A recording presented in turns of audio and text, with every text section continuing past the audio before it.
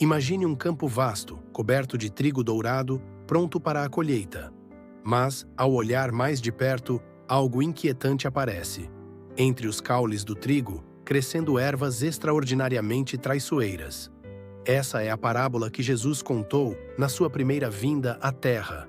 Uma parábola cheia de lições profundas e ensinamentos eternos. Vamos descobrir juntos o que significa essa parábola.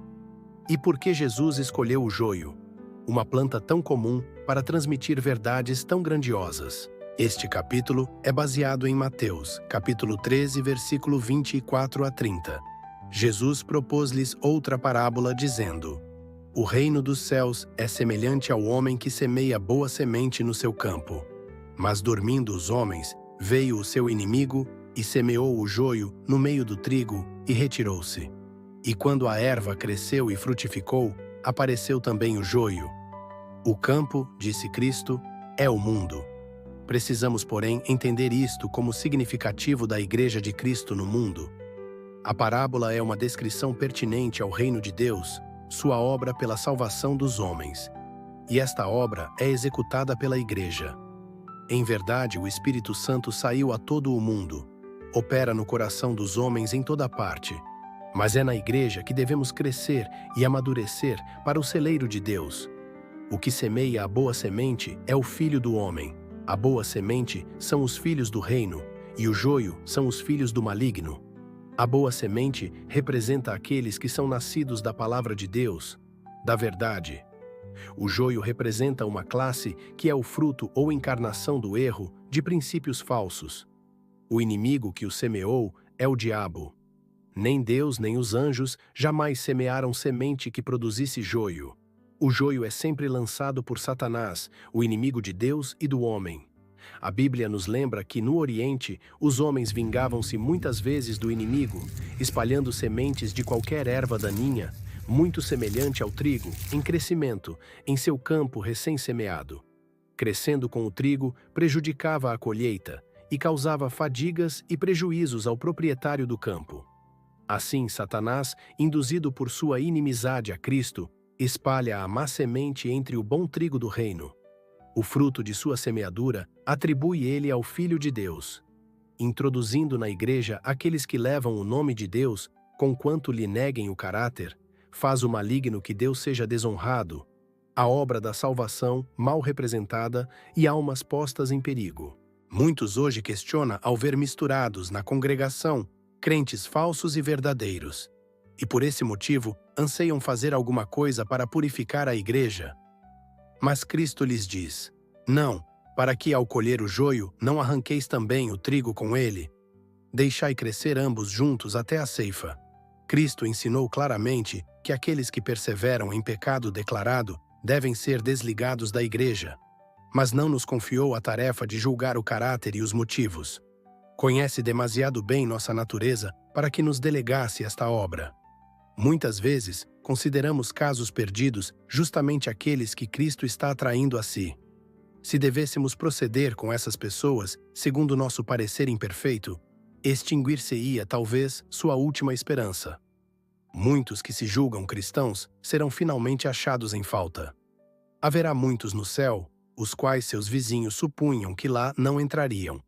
O homem julga segundo a aparência, mas Deus vê o coração. O joio e o trigo devem crescer juntos até a ceifa, e a colheita é o fim do tempo da graça. Há nas palavras do Salvador ainda outra lição, uma lição de maravilhosa longanimidade e terno amor.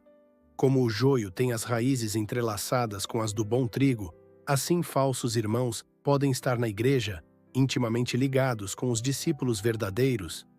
O verdadeiro caráter desses pretensos crentes não é plenamente manifesto.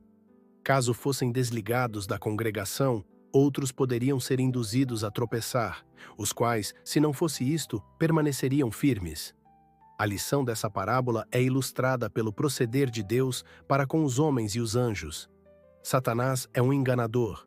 Ao pecar ele no céu, nem mesmo os anjos fiéis reconheceram plenamente seu caráter. Esta é a razão por que Deus não o destruiu imediatamente. Se o tivesse feito, os santos anjos não teriam percebido o amor e a justiça de Deus. Uma só dúvida quanto à bondade de Deus teria sido como má semente, que produziria o amargo fruto do pecado e da desgraça. Por isto foi poupado o autor do mal para desenvolver plenamente seu caráter. Durante longos séculos, suportou Deus a angústia de contemplar a obra do mal.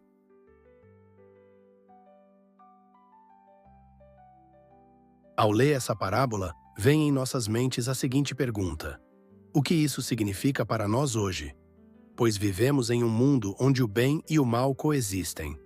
Nessa parábola de Cristo, não nos é ensinado que julguemos e condenemos a outros. Antes, sejamos humildes e desconfiemos do eu. Nem tudo que é semeado no campo é bom trigo. O estarem os homens na igreja não prova que são cristãos. O joio era muito semelhante ao trigo, enquanto as hastes estavam verdes.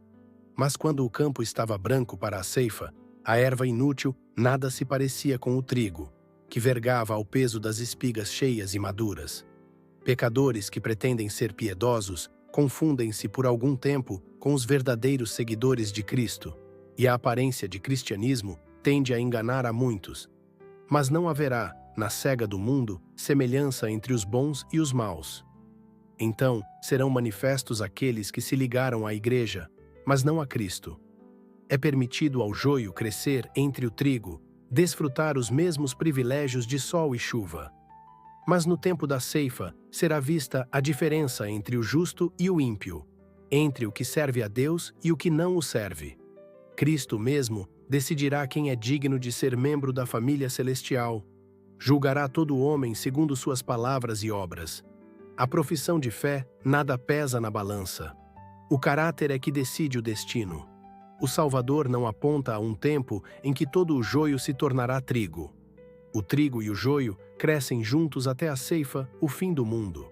Então o joio será atado em molhos para ser queimado, e o trigo será recolhido no celeiro de Deus. Então os justos resplandecerão como o sol no reino de seu Pai. Mandará o Filho do Homem os seus anjos, e eles colherão do seu reino tudo o que causa escândalo e os que cometem iniquidade. Mas essa parábola não nos traz terror, mas um conselho e esperança, pois não somos salvos pelas as obras, mas sim porque o Senhor Jesus quer que sejamos salvos. Ele nos chama para sermos trigo, mesmo cercado pelo joio. A parábola do joio não é apenas uma parábola, é um convite à reflexão. Quem somos no campo de Deus? E como podemos viver de forma que, no dia da colheita, sejamos encontrados como trigo? Que possamos sempre buscar viver em temor, reverência e amor ao Senhor em todas as áreas de nossa vida. Pense nisso e deixe que essa mensagem transforme sua vida. Se você gostou deste vídeo, não se esqueça de curtir, compartilhar e se inscrever no canal para mais conteúdo edificante. Até o próximo vídeo.